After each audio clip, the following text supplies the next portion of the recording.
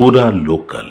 తెలంగాణ ప్రభుత్వం తీసుకున్నటువంటి 42% రిజర్వేషన్లు అనేక ప్రామాణికమైనటువంటి చట్టపరమైన అంశాలు తీసుకొని ముందుకు పోతా ఉంటుంటే దీన్ని అడ్డుకునే ప్రయత్నం జరుగుతూ ఉంది. మరొకసారి విజ్ఞప్తి చేస్తున్న పిటిషనర్లందరికీ ఇది రాజ్యాంగబద్ధంగా ఉన్న ఎస్సీ ఎస్టీలకు కానీ ఈడబ్ల్యూఎస్ కానీ వేరే ఇతరులకు ఎవరికి నష్టం కలిగించేది కాదు.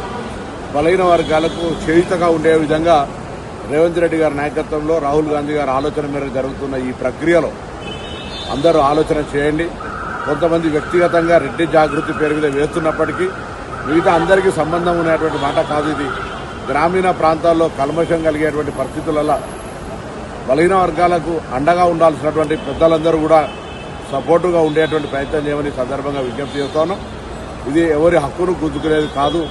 ఇది రాజ్యాంగంలో ఎస్సీ ఎస్టీలకు ఉన్న మాదిరిగా బీసీలకు కూడా హక్కు రావాలని కోరుతున్న సందర్భంలో అన్ని రాజకీయ పార్టీలు కూడా ఇందుకు మద్దతు ఇచ్చినాయి. సుప్రీంకోర్టులో కానీ రేపు హైకోర్టులో కానీ ఎక్కడ న్యాయపరమైన అంశం వచ్చినా అన్ని రాజకీయ పార్టీలకు సంబంధించినటువంటి ఏకాభిప్రాయంతో జరిగిన ఈ బిల్లుకు నొసలాడినట్టుగా వాళ్ళు కూడా న్యాయస్థానాల లోపల ఇంప్లీడ్ అయి పార్టీ అభిప్రాయం కానీ ప్రజల అభిప్రాయాన్ని స్పష్టంగా చెప్పాలని అన్ని రాజకీయ పార్టీలు కూడా మరొకసారి విజ్ఞప్తి చేస్తా ఉన్నా.